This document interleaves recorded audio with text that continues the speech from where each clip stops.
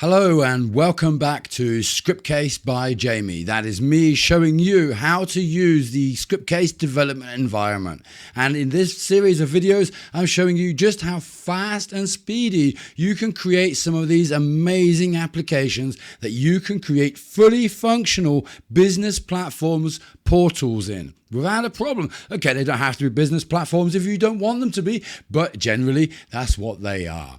Okay, so in this video, I'm going to show you how to create a dashboard application. And just with one click, we choose then our localization because, we all have languages. We want to choose the language that we want the application to be generated in. I then go ahead and click the create button, and just like that, bang, bang, 2 clicks, and we are done. It really is as simple as that. Now, to add our content into this dashboard, again, just need to click here the pen, choose here the link. All of my applications I have available are displayed here. I can just choose one of them, change various settings here for the functionality of the grid to the linked form, which is pretty awesome, right? I can then save that, and just like that, we have our dashboard application with a grid application in there. And of course, we can add other objects into our dashboard, such as here, the index option, or the index widget, should I say.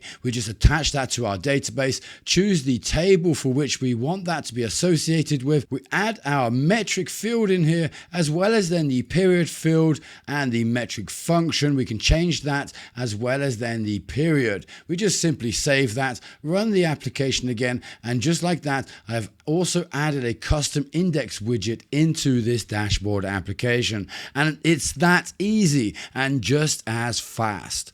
So until the next video.